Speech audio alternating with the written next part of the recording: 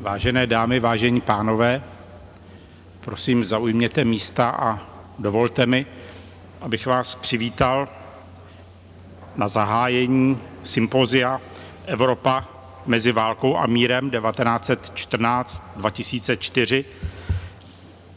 Sympozium se bude zabývat základními mezníky evropské historie. Já si dovolím postupně zvát zde k řečništi ty osobnosti, které budou mít krátký zahajovací projev. Tímto blokem naší konferenci oficiálně zahájíme. Děkuji vám všem, že jste přijali pozvání do Prahy a doufám, že všichni shledáte průběh našeho sympozia zajímavým a pro vaši další práci užitečným. Já si teď dovolím pozvat k mikrofonu pana Jana Bondyho, který zastupuje domácího pána, ministra zahraničních věcí České republiky, pana Lubomíra Zaorálka. Jeho svým způsobem jsme tady všichni na ty příští 2 dny a dnes a příští 2 dny hosty a rád bych za to pohostinství poděkoval. Pan ministr se nemůže zúčastnit, i když na programu byl uveden, protože se teď, aspoň takové mám informace, účastní zasedání vlády a zastoupí ho tedy pan Jan Bondy. Prosím.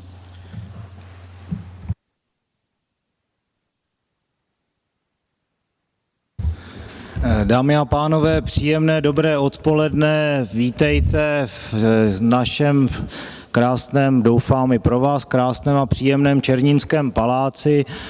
Já jsem samozřejmě velice rád, že vás v takhle hojném počtu můžeme přivítat a vlastně hostit vás zde po 3 dny. Mým prvním úkolem je omluvit našeho pana ministra Lubomíra Zaorálka, který skutečně dlí v těchto chvílích na vládě a je mu velmi líto, že se nemůže zúčastnit dnešního zahájení této konference. Mým druhým úkolem je popřát zdar této konferenci a sdělit vám vlastně, že ministerstvo zahraničí prostřednictvím i toho útvaru, který já řídím, to znamená, to je ten public diplomacy, ta veřejná diplomacie, se problematikou, kterou postihuje vlastně to vaše setkání, zabývá a když budete sledovat i naše webové stránky a Facebook, tak uvidíte, že se řada vlastně našich projektů k tomuto váže. Takže pro nás bylo opravdu čestným úkolem být nápomocní a jsem tak rád, že díky mým kolegům a kolegyním, které se starali o to, aby ten průběh začal zdárně, tak doufám, že dotáhneme i do dobrého konce. A tím třetím mým úkolem, který tady je samozřejmě organizátorům i vám říci, že kdybyste měli nějaké přání nebo zvláštní potřebu něco sdělit nebo něco využít, tak jsme tady pro vás a jsme tady k dispozici. Takže já na tomto místě vrátím slovo panu Tůmovi a přeju vám zdar a ještě jednou cíťte se tady jako doma. Děkuji za pozornost.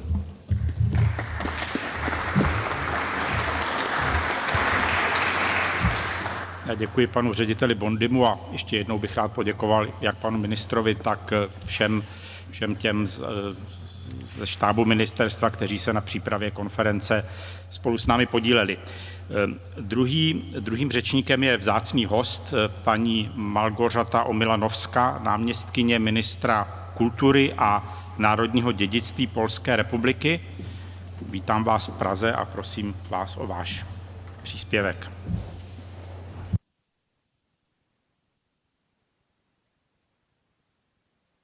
Ladies and gentlemen, we are meeting already for the 3rd time at the European Remembrance Symposium. The measure of the success of this project is beyond doubt this room filled with the representatives of institutions involved in researching 20th century history, coming not only from Europe, but also from the entire world. The first edition of the symposium, held in 2012 in Gdańsk, hosted around 100 participants representing 66 institutions from 14 countries. The next year in Berlin, the symposium was attended by 121 institutions from 23 countries. Today in Prague, we have representatives of 170 institutions from 30 countries. These data prove what an important project European Remembrance is and how strongly we need to maintain dialogue about the research and popularization of the most recent history of Europe. Today's meeting focuses on the turning points in the 20th century history of Europe. In fact, year 2014 abounds with important anniversaries. 100th anniversary of the outbreak of World War I, 75th anniversary of the commencement of World War II, 7th anniversary of the Warsaw Uprising. But this year we're also going to celebrate 3 anniversaries closer to our times. 25 years of changes that led to the fall of communist system in this part of Europe. 15 years of Poland's, Hungary's and Czech Republic's membership in the North American Treaty Organization, as well as 10 years of NATO membership of other countries in our part of Europe. Finally, in May we are going to celebrate the 10th anniversary of the accession of 10 East Central European countries to the European Union. It is quite common that on the occasion of such celebrations in many European countries, differences in the perception and the interpretation of past events appear. It is a natural phenomenon. We share a common history, but have different experiences. However, we should not reduce historical narration and social remembrance to important anniversaries. They have a symbolic value. They're real moments of breakthroughs. They support the creation of logical chains of events. Yet, apart from these great breakthroughs, we have a number of other events that are present in our memory and shape the identity of particular nations, inhabitants of specific regions, or members of social groups. Only a combination of these 2 elements and disputable turning points in the history and events of smaller range makes it possible to develop a thorough historical analysis and constitutes the common ground for dialogue between nations, generations, social groups or regions, but also between collectives and individuals. It is this dialogue that is our purpose. While building our future and tightening European integration, we will not avoid talks about the past and facing the pluralism of memory. What we need is an open dialogue held with respect for other interpretations of history and different sensitivity, and also based on solid grounds of scientific knowledge. A dialogue in which we will not avoid difficult and painful issues, but in which we will also go beyond oversimplistic and obvious interpretations, narrowly understood own interest, searching for and settling accounts. I believe that you and this year's speakers will strive to develop recommendations during the discussions that will enable us to take another step towards mutual understanding and respect and bring us closer to what is most important to a historian, but also to each person brought up in our civilization, the true. This symposium has been initiated by the European Network Remembrance and Solidarity, whose concept came into being during the meetings of the Ministries of Culture of Poland, Germany, Hungary and Slovakia. The network is a model response to the need for dialogue. During the first years of the 21st century, it turned out that historical issues still not only give rise to the discussions among historians from different countries, but also affect international political and social relations. For this reason, the representatives of governments of Central European countries decided to establish an institution which would constitute a platform of cooperation for historians and an area for dialogue focusing on historical matters. I hope that the network will develop and be joined by subsequent countries. Currently, advanced works are being finalized on the occasion of Romania. We also count on the full membership of the Czech Republic. I would like to express my gratitude to all organizers of the symposium. Thank you for your efforts undertaken with respect to this specific project, for your persistent work for the development of historical dialogue. the cooperation between the European Network Remembrance and Solidarity, the Federal Foundation for the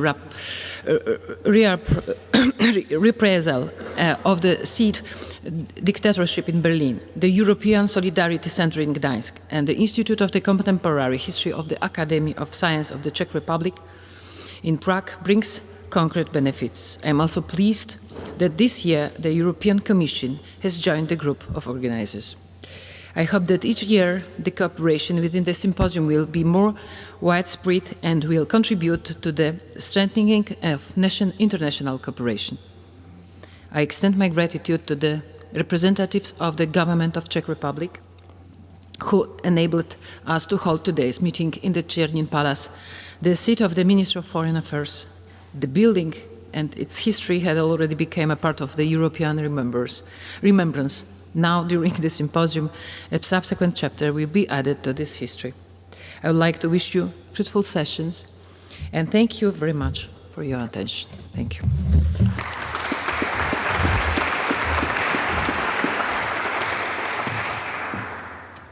Paní náměstkyně, děkuji vám za váš projev a hlavně za vaše slova uznání a vstřícnosti.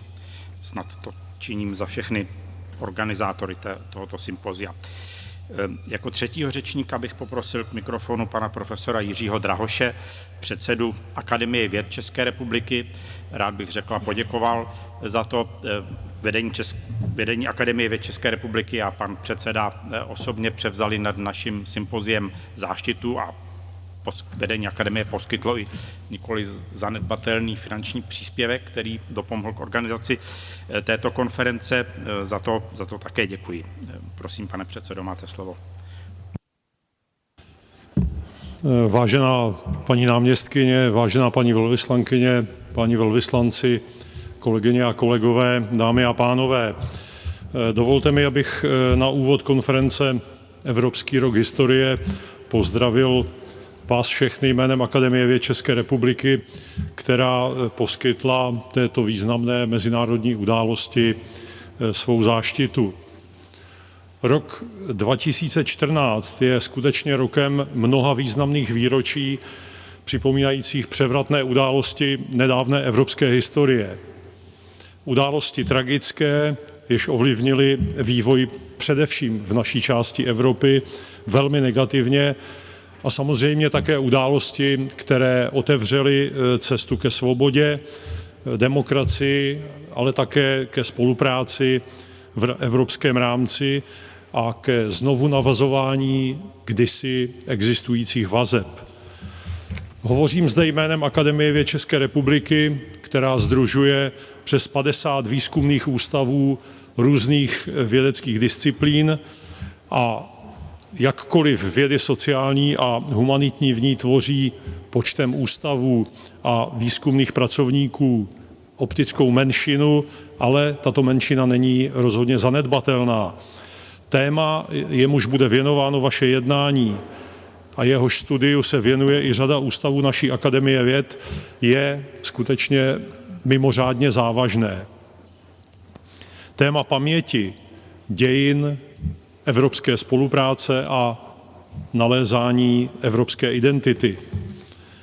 Ony mezníky evropské historie, o nichž tu bude řeč, připomínají nejen utrpení, války, oběti, represe či nesvobodu, ale měly fatální dopad na komplexní vývoj a směřování zemí střední a východní Evropy.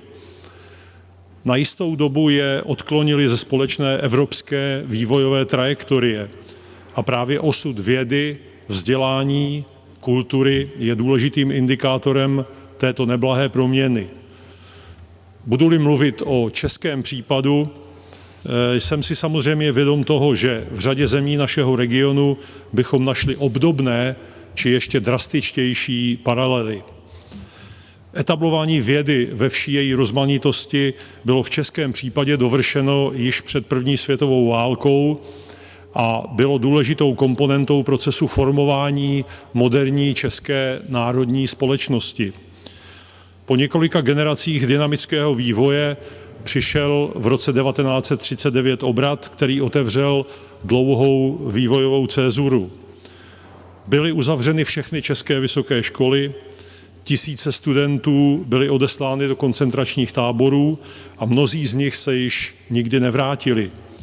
Stejně tak válku nepřežili stovky významných vědců, ať už byli oběťmi nacistické rasové perzekuce, anebo oběťmi, jež přinesl český odboj.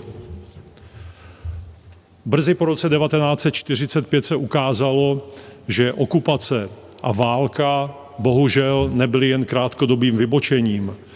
Po komunistickém převratu bylo v rámci politických čistek více než 25% studentů vyloučeno z vysokých škol a spolu s nimi nemohli pokračovat ve své profesní kariéře stovky či tisíce vědců a pedagogů. Mnozí z nich opustili natrvalo vlast a rozvíjeli svůj talent v zahraničí. V rámci komunistickým režimem reglementované a manipulované sféry vědy a vysokoškolského vzdělávání se situace lepšila jen velmi pomalu. Když se ve druhé polovině 60. let zdálo, že přece jen existuje naděje na vývoj směrem k normalizaci poměrů, přišel další šok, okupace země v roce 1968, upevnění vládnoucího režimu v jeho nejpokleslejší podobě a tedy normalizace v úplně jiném slova smyslu. Tentokrát byly čistky na vysokých školách a ve vědeckých ústavech skutečně devastující. Množství významných vědců nemohlo nadále vykonávat svou profesi a na jejich místa nastupovali bezskrupulózní kariéristé. Celé vědní obory byly personálně podvázány a rozvráceny. Tisíce nadaných mladých lidí opět nemohlo studovat na bázi politické diskriminace. Mnozí z nich byli takto trestáni pouze za postoje svých rodičů. Do zahraničí odešlo ještě více osobností než po roce 1948. Mnozí z nich dosáhli na univerzitách v západní Evropě nebo Severní Americe skvělých výsledků a světová věda naštěstí nebyla o plody jejich práce ochuzena. Nemohli ovšem přispět ke kultivaci domácího prostředí a z této perspektivy byly ztráty skutečně obrovské.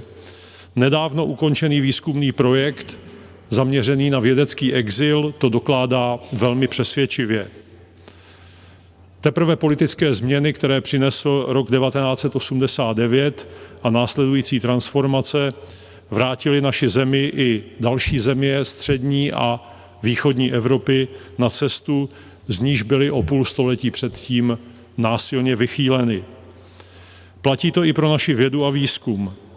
Desetiletí perzekuce, manipulací a izolace se ovšem nedají překonat snadno a jejich důsledky jsou stále patrné. Tím spíše považuji za důležité aktivity, které směřují k propojení toho, co kdysi bylo rozděleno, k celoevropské spolupráci a k hledání evropské identity. Právě instituce, jež spolupracují na dnes zahajované konferenci European Network Remembrance and Solidarity nebo projekt Europe for Citizens, podporovaný Evropskou komisí, jsou skvělým příkladem takového úsilí a já jsem velmi rád, že se na tomto úsilí tentokrát prostřednictvím Ústavu pro soudobé dějiny podílí i naše Akademie věd. Přeji vašemu jednání v následujících dnech úspěch a doufám, že se vám bude v Praze líbit. Děkuji za pozornost.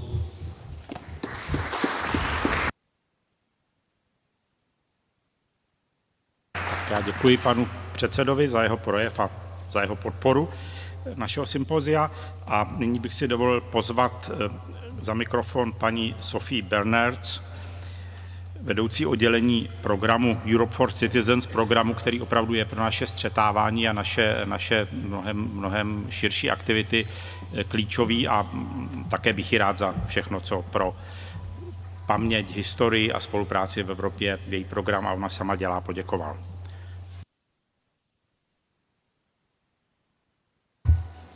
Ladies and gentlemen, good afternoon.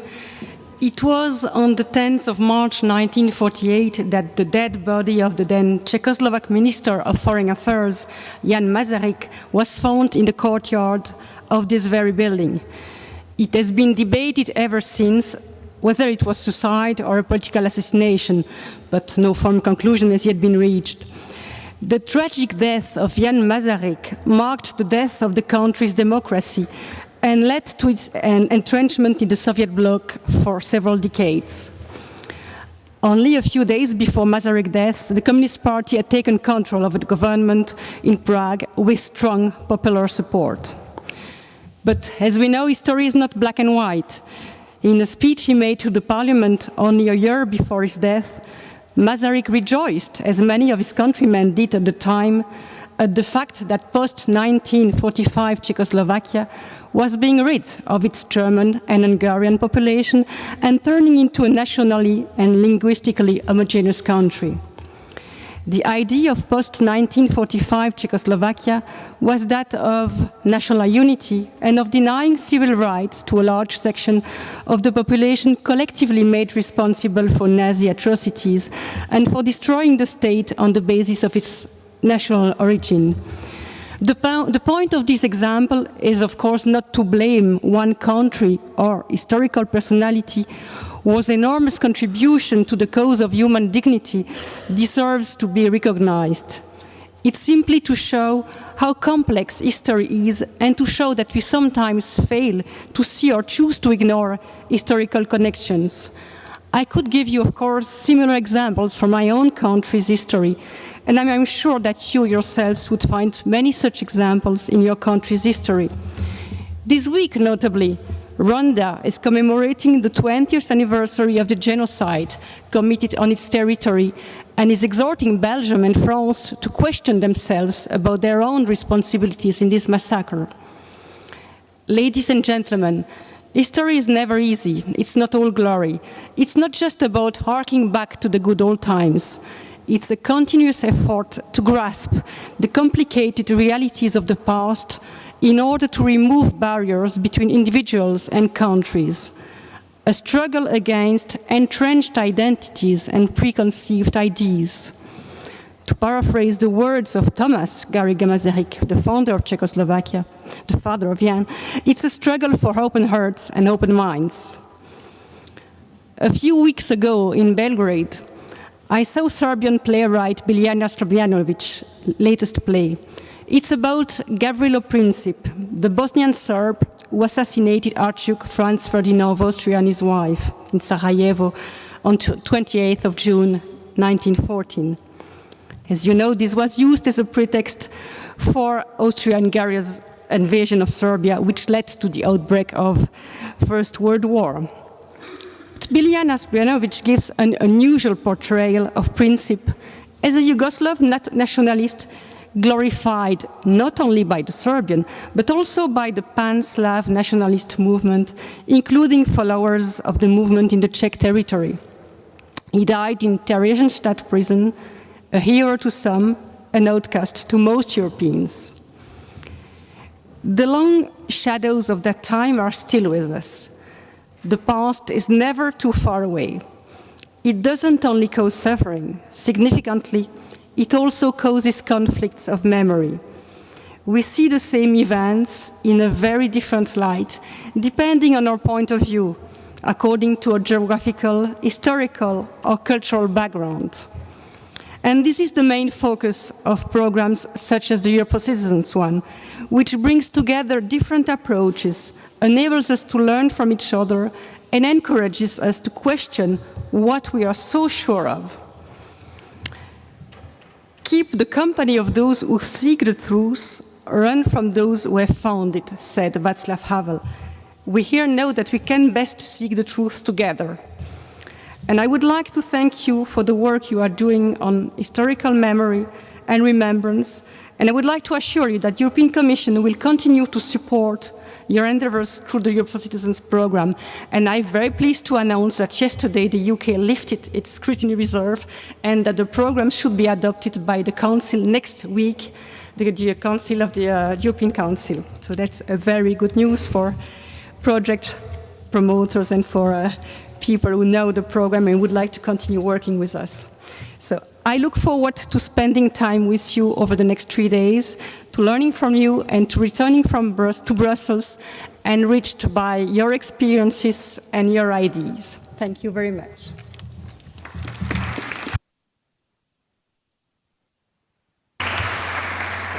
Thank you very much. A nakonec, ale nikoli v poslední řadě, náš vzácný přítel, profesor Jagellonské univerzity v Krakově, Jan Rydel. Jan Rydel je zároveň předsedou řídícího výboru již zmiňované Evropské sítě Paměť a solidarita, která, nemohu než se opakovat, také hraje klíčovou roli v celoevropském zamýšlení se nad našimi společnými evropskými dějinami, především dějinami 20. století. Proszę bardzo.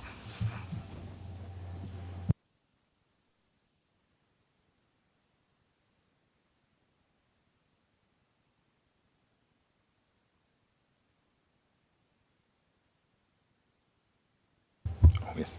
Mr. Chairman, Excellencies, Honorable Ministers, Madame Omilanowska, distinguished representatives of the European Commission, Mr. President of the Czech Academy of Sciences, ladies and gentlemen, dear colleagues. Welcome to Prague, to the third European Remembrance Symposium. Let me welcome you on behalf of the principal organizer of this event, the European Network Remembrance and Solidarity. I'm deeply honored that you have in such great numbers accepted the invitation extended by our organization, European Commission, Bundesstiftung Aufarbeitung der SED-Diktatur from Berlin, and European Solidarity Center from Gdańsk. We meet in Prague at a unique moment for the remembrance of European history. The centenary of the outbreak of the First World War, which all the previous speakers have referred to, begins a few-year period of very intense celebrations. It will be concluded, I assume, with the remembrance of an event equally important, or maybe even more important, the remembrance of the end of the war. I mean the events of the years 1918, 1920. The anniversary of the end of the Great War will offer an opportunity for many debates and complex interpretations of history. After all, some Europeans associate this moment with a memory of defeat and destabilization, the collapse of empires, and the fall of powerful dynasties.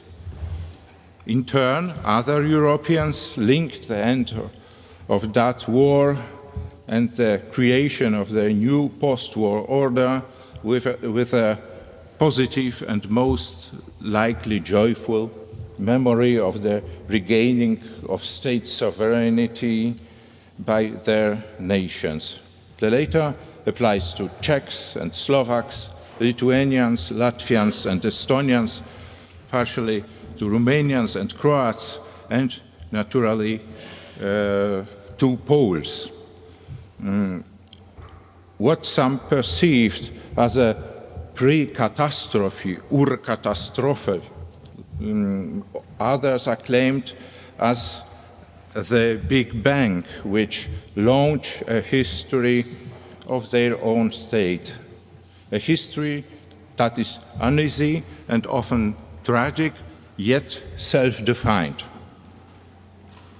A different historical memory of each nation, each ethnic group, and frequently also each social group, divergent interpretations of history, contradictory stereotypes, are a significant and a very natural aspect of our thinking about the past. The plurality of remembrance is no doubt our sacred right and our unique capital. This plurality, however, has not infrequently impacted present-day political life with historical arguments, making history an instrument or a weapon in current debates. For a few weeks now, we have witnessed this with concern in the ongoing Russia-Ukraine dispute about the Crimean Peninsula. It is right and proper that we are today better than ever prepared in Europe for coming to terms with challenges of an international dialogue about 20th century history. This symposium, a meeting of representatives of around 170 organizations and institutions dealing with 20th century history from 30 European countries, proves the powerful need for dialogue, exchange of experiences, and coordination of actions. I am proud that the organization I represent, the European Network Remembrance and Solidarity, has within the 4 years of the founding of its secretariat and launch of its activities become one of the major tools in Europe and international catalysts of initiatives designed to the history of our continent in the preceding century, and to disseminate knowledge about it. Allow me to refer to the fact that this year, to mark another extremely significant anniversary, the 25th anniversary of the collapse of communism in Central and Eastern Europe. We organize a huge project called Freedom Express, held thanks to the support of the governments of Poland, Germany, Hungary, and Slovakia. The project combines an extended 2-week study trip with a presentation of a mobile open-air exhibition. Participating in the trip will be young Europeans, disseminators of knowledge about the most recent history of Central and Eastern Europe, young journalists, writers, artists, and, for example, photographers, who will familiarize themselves with the history of communism in this part of Europe and with the memorable autumn of the nations. They will visit the most significant places related to history, have meetings with its witnesses, and hold debates with experts. The study trip will be accompanied by an open-air exhibition dedicated to the fall of communism. Its presentation in different cities is intended to provide a starting point for joint activities for the participant and the study trip and the local communities. If this idea of highly qualified study trip proves successful, we intend to make it a periodic project of the European network. In time, this will contribute to a situation when in Europe there will be a large group of young and creative people who are interested in 20th century history and who have a feel for it. The project is co-organized with many institutions from a number of countries, including those represented here today. In the interest of time, I will not refer to them by name, but I'm most thankful to all for their cooperation. If any of you are interested in this project, kindly contact one of the organizers of today's symposium. I'm also glad that the virtual aspect of our activities concerning the year 1989 is developing at a fast pace. A special Facebook fan page titled Made in '89 has earned nearly 1,000 fans within first days after it was started. Made in 1989 will create an alternative, humorous and ironic vision of reality in which social media are the basic platform for communication. We believe that thanks to this project, young people who cannot remember the collapse of communism will have the chance to find out more about the recent history. Another intention of the European Network Remembrance and Solidarity I wish to mention here is a series of major conferences under the umbrella term Genealogies of Memory, which has already been well received by experts on memory and remembrance. The conferences focus on theoretical reflection on memory of particular aspects of 20th century history. This November we will hold conference Collective versus Collected Memories 1989 from an oral history perspective. But we intend to dedicate the next conference in the year 2015, next conference of the series, to what I believe to be the most serious challenge of contemporary remembrance policy that has created much controversy and tension. We intend to invite historians, sociologists, philosophers, culture studies, scholars from around the globe to discuss the question of how to adequately remember the crime and the victims of the Holocaust, whose singularity and unique status in our contemporary civilization we are deeply convinced about. And at this same time, how to adequately remember the crimes of Nazism perpetrated against communities other than the Jewish one. Finally, how to adequately remember the crimes of the Stalinist system, which, despite the fact of that their ideology and course were profoundly dissimilar from those of the Holocaust, concerned the same generations of Europeans and in large measure took place on the same territories of Central and Eastern Europe, the bloodlands, as Timothy Snyder has termed them. It is our hope that in the future, when addressing the crimes committed by Hitler and Stalin, we may draw upon the approaches and solutions formulated at our next conference.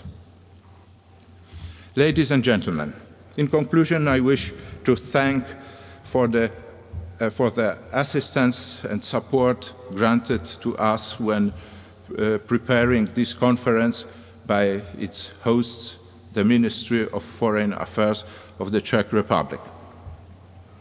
We are thankful for the co-organizers, European Commission, Bundesstiftung Aufarbeitung der SED-Diktatur from Berlin, European Solidarity Center from Gdańsk, and the Institute of Contemporary History of the Czech Academy of Sciences from Prague, as well as the Secretariat staff of the European Network from Warsaw. I am thankful for the financial support of this event and our other activities to Poland's Ministry of Culture and National Heritage, the Office of the Federal Representative for Culture and Media of the Federal Republic of Germany, Hungary's Ministry of Human Resources, and the Ministry of Culture of the Slovak Republic. I wish you excellent lectures and lively debates about history. I wish you to establish many new contacts and develop new ideas and plans. Thank you for your attention. Thank you very much.